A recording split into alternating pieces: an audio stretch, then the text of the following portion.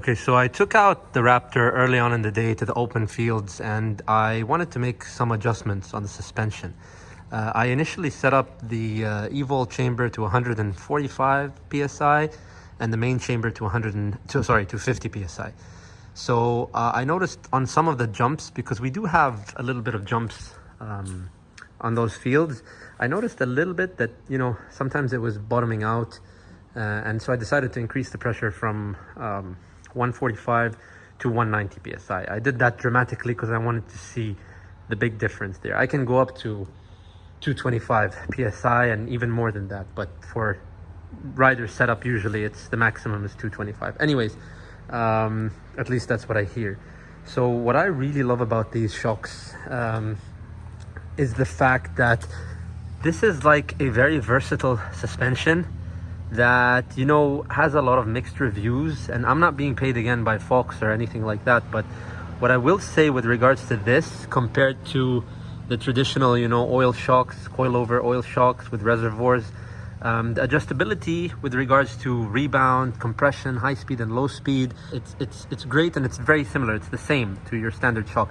The only difference where this shines, in my opinion, is the fact that it's like having a single shock with multiple stiffnesses and of springs. For example, it's like having a shock. I can change this to from medium to hard or from hard to soft. It's like changing the spring out in a standard shock. But with this, you don't have to go through the hassle of disassembling the shock and putting a different, you know, stiffness of spring or a different spring with different spring rates. This is all in one, basically. The only thing where I think a standard coilover shock beats this is consistency with regards to storage and weather changes. For example, if you've been riding, let's say in, I don't know, I speak in Celsius, so -4 degrees Celsius, and then you go to something that's like 25 degrees Celsius, it's pretty intense, you know, and you have to make some adjustments on this shock, because whether it's hot, the air can be extra compressed, and whether it's cold, it can lack a bit of pressure there. So you have to check that. Another thing is with regards to long storage. But I will say this, I've had these shocks on for a few months, and from my initial adjustments with regards, with respect even to the weather change, I noticed that nothing changed. So that's pretty awesome from my point of view.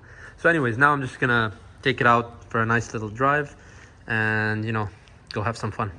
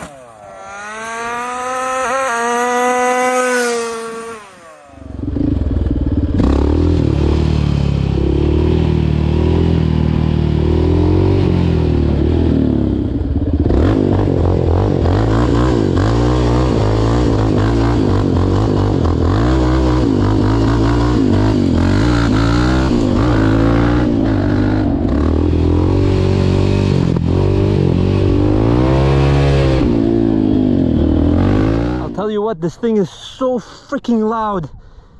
I should have gotten my ear protectors. This is ridiculous. I'm gonna get tinnitus. This is insane.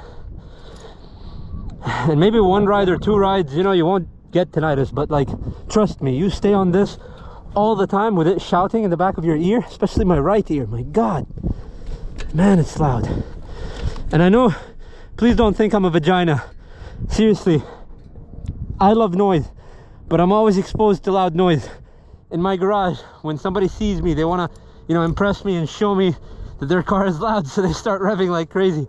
And that used to get me excited, but I swear I can feel it. I can feel my ears ringing now because of all that stuff. So I'm trying to at least be smart, you know. When I'm always hammering it, I want to have a little bit of, you know, noise cancellation. I don't want to suppress the exhaust by any means. I love that sound, but just a little bit while I'm, you know, on high RPMs all the time consistently, it helps. It'll give you, you know, less ear damage.